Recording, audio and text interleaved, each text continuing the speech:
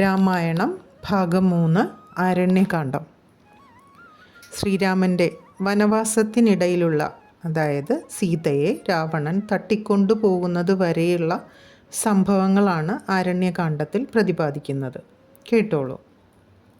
അങ്ങനെ കാട്ടിൽ പഞ്ചവടി തടാകത്തിൻ്റെ കരയിൽ പർണശാല കെട്ടി രാമലക്ഷ്മണന്മാരും സീതയും സന്തോഷത്തോടെ താമസിക്കുന്നു. അതിനിടയിൽ ഒരു ദിവസം അവിചാരിതമായി രാമനെ കാണുന്ന ശൂർപ്പണഖ രാമനെ പ്രണയിക്കുന്നു. സാക്ഷാൽ ദേവേന്ദ്രനെ പോലും തോൽപ്പിക്കുന്ന, പേര് കേട്ടാൽ പോലും ആരും ഭയക്കുന്ന ലങ്കാധിപതി രാവണൻ്റെ സഹോദരി ശൂർപ്പണഖ രാമനോട് തന്നെ വിവാഹം ചെയ്യണമെന്ന് അഭ്യർത്ഥിക്കുന്നു. എന്നാൽ രാമൻ ശൂർപ്പണഖയെ തിരസ്കരിക്കുന്നു. കൂടാതെ തൻ്റെ ഭാര്യ എന്നും സീത മാത്രമായിരിക്കും എന്നും പറയുന്നു. ഇതുകൂടി കേട്ട കോപാകുലയായ ശൂർപ്പണഖ സീതയെ ഉപദ്രവിക്കാൻ ഒരുങ്ങുന്നു. ഇത് കണ്ട ലക്ഷ്മണൻ ശൂർപ്പണഖയുടെ മൂക്ക് മുറിച്ചു കളയുന്നു. മുറിമൂക്കുമായി ശൂർപ്പണഖ തൻ്റെ ജ്യേഷ്ഠനായ രാവണനെ കാര്യങ്ങൾ ധരിപ്പിക്കുകയും അവർക്ക് തക്ക ശിക്ഷ കൊടുത്തില്ലെങ്കിൽ അത് ദേവലോകത്തെ പോലും വിറപ്പിക്കുന്ന രാവണന് ഒരു അപമാനമായിരിക്കും എന്നും കൂടി പറഞ്ഞു വയ്ക്കുന്നു. അങ്ങനെ രാവണൻ രാമനെ പിടിച്ചുകെട്ടാൻ തൻ്റെ സഹോദരന്മാരായ ഖരൻ്റെയും ദുഷണൻ്റെയും നേതൃത്വത്തിൽ സൈന്യത്തെ വിന്യസിക്കുന്നു. സീതയുടെ സംരക്ഷണം ലക്ഷ്മണനെ ഏൽപ്പിച്ച് രാമൻ സൈന്യവുമായി ഏറ്റുമുട്ടുന്നു. യുദ്ധത്തിൽ രാമൻ ഖരനെയും ദുഷണനെയും വധിക്കുന്നു. രാവണ സൈന്യം രാമനോട് തോറ്റു പിന്മാറുന്നു. ഇത് അറിഞ്ഞു കോപാകുലനായ രാവണൻ തൻ്റെ സുഹൃത്തായ മാരീചൻ്റെ അഭിപ്രായം തേടുന്നു. രാമനെ അറിയുന്ന മാരീചൻ രാമനോട് യുദ്ധത്തിന് പോകരുതെന്ന് രാവണനെ ഉപദേശിക്കുന്നു. രാവണൻ അത് അംഗീകരിച്ചു തിരികെ പോരുന്നു. എന്നാൽ കൊട്ടാരത്തിലെത്തിയ രാവണനെ സഹോദരി ശൂർപ്പണഖ ഒരു രീതിയിലും അംഗീകരിക്കുന്നില്ല. പകരം രാമൻ്റെ അതിസുന്ദരിയായ ഭാര്യ സീതയെ തട്ടിക്കൊണ്ടുവന്ന് ഭാര്യയാക്കാൻ രാവണനെ പ്രലോഭിപ്പിക്കുന്നു. സീതയെ രാവണൻ ഭാര്യയാക്കിയാൽ ഭാര്യയെ നഷ്ടപ്പെട്ട രാമൻ തന്നെ ഭാര്യയാക്കാനുള്ള സാധ്യത ഉണ്ടല്ലോ എന്ന് ശൂർപ്പണഖ കണക്കുകൂട്ടുന്നു. വീണ്ടും രാവണൻ മാരീചനെ കാണുന്നു. എന്നാൽ സീതയെ തട്ടിക്കൊണ്ടുവരുന്നതിനോട് മാരീചൻ ഒരു രീതിയിലും അംഗീകരിക്കുന്നില്ല. പക്ഷേ സഹകരിച്ചില്ലെങ്കിൽ മാരീചനെ കൊന്നുകളയും എന്ന രാവണൻ്റെ വാക്കുകേട്ട് രാവണൻ്റെ കൈകൊണ്ട് മരിക്കുന്നതിനേക്കാളും നല്ലത് ശ്രീരാമൻ്റെ കൈകൊണ്ട് മരിക്കുന്നതാണെന്ന് മാരീചൻ തീരുമാനിക്കുന്നു. അങ്ങനെ മാരീചൻ ഒരു സ്വർണ്ണമാനിൻ്റെ രൂപത്തിൽ സീതയുടെ അടുത്തെത്തുന്നു.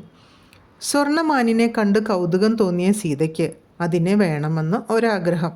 സീതയുടെ ആഗ്രഹം നിറവേറ്റാൻ സീതയുടെ സംരക്ഷണം ലക്ഷ്മണനെ ഏൽപ്പിച്ച് രാമൻ സ്വർണ്ണമാനിനെ പിടിക്കാൻ പോകുന്നു. കുറച്ചു കഴിഞ്ഞ് രാമൻ്റെ ശബ്ദത്തിൽ കരച്ചിൽ കേൾക്കുന്ന സീത രാമനെ അന്വേഷിച്ചു പോകാൻ ലക്ഷ്മണനെ നിർബന്ധിക്കുന്നു. സീതയ്ക്ക് ചുറ്റും ഒരു സംരക്ഷണ വലയം വരച്ചിട്ട്, ലക്ഷ്മണരേഖ വരച്ചിട്ട്, അതൊരു കാരണവശാലും കടന്നു പുറത്തു പോകരുത് എന്ന് നിർദ്ദേശിച്ചിട്ട് രാമൻ്റെ കരച്ചിൽ കേട്ട ദിക്കിലേക്ക് ലക്ഷ്മണൻ പോകുന്നു. ഈ സമയത്ത് ഒരു മുനി സീതയുടെ അടുത്തെത്തി തനിക്ക് വിശക്കുന്നു, കഴിക്കാൻ എന്തെങ്കിലും തരൂ എന്ന് യാചിക്കുന്നു. മുനിക്ക് ലക്ഷ്മണരേഖ കടന്ന് അകത്തോട്ട് വരാൻ സാധിക്കാത്തതിനാൽ പുറത്തേക്ക് വരാൻ സീതയോട് മുനി നിർദ്ദേശിക്കുന്നു. ഒരു പാവം മുനിയല്ലേ, ഭക്ഷണം കൊടുത്തേക്കാം എന്ന് കരുതി സീത അപ്രകാരം ഭക്ഷണവും കൊണ്ട് പുറത്ത് വന്നതും മുനി വേഷത്തിൽ വന്ന രാവണൻ സീതയെ തട്ടിക്കൊണ്ട് പുഷ്പക വിമാനത്തിൽ യാത്രയാകുന്നു. വഴിയിൽ വെച്ച് സീതയെ തട്ടിക്കൊണ്ടു പോകുന്നത് കണ്ട് തടയാൻ ശ്രമിക്കുന്ന ജടായു എന്ന പരുന്തിനെ രാവണൻ ചിറകരിഞ്ഞു വീഴ്ത്തുന്നു. ഈ സമയം രാമൻ്റെ അടുത്തെത്തിയ ലക്ഷ്മണന് അത് രാമൻ്റെ കരച്ചിലായിരുന്നില്ല എന്നും അത് സ്വർണ്ണമാനല്ല, പകരം മായാവി മാരീചനായിരുന്നു എന്നും തങ്ങൾക്ക് ചതി പറ്റിയെന്നും മനസ്സിലാക്കുന്നു. പെട്ടെന്ന് സീതയെ രക്ഷിക്കാനായി അവർ ഓടിയെത്തിയപ്പോഴേക്കും സീതയെ രാവണൻ തട്ടിക്കൊണ്ടു പോയി കഴിഞ്ഞിരുന്നു. സീതയെ അന്വേഷിച്ച് നടക്കുന്ന വഴി അവർ മരിക്കാറായ ജടായുവിനെ കാണുന്നു. രാവണനാണ് സീതയെ തട്ടിക്കൊണ്ടുപോയതെന്ന സത്യം അറിയിച്ച ശേഷം ജടായു മരിച്ചു വീഴുന്നു. പോകുന്ന വഴിയിൽ അവർ കബന്ധൻ എന്നൊരു അസുരനെ കണ്ടുമുട്ടുന്നു. തുടർന്നുണ്ടായ യുദ്ധത്തിൽ രാമൻ കബന്ധനെ തോൽപ്പിക്കുന്നതോടെ കബന്ധന് ശാപമോക്ഷം ലഭിക്കുന്നു. സീതയെ കണ്ടുപിടിക്കാൻ വാനര രാജാവായ സുഗ്രീവന്റെ സഹായം തേടാൻ കബന്ധൻ ഉപദേശിക്കുന്നു. പോകുന്ന വഴിയിൽ അവർ ശബരി എന്ന ഒരു വൃദ്ധ സന്യാസിനിയെയും കണ്ടുമുട്ടുന്നു. ശ്രീരാമനെ ജീവിതകാലം മുഴുവൻ കാത്തിരുന്ന ശബരി ശ്രീരാമദേവന് പഴങ്ങൾ നൽകി സ്വീകരിക്കുന്നു. ശബരി രാമലക്ഷ്മണന്മാരെ സുഗ്രീവൻ വസിക്കുന്ന ഋഷ്യമുഖപർവ്വതത്തിലേക്ക് നയിക്കുന്നു. ഇങ്ങനെ ആരണ്യകാന്ഡം അവസാനിക്കുന്നു. അടുത്തത് കിഷ്കിന്ധകാന്ഡം. അത് അടുത്ത വീഡിയോയിൽ പറയാം. നന്ദി, നമസ്കാരം.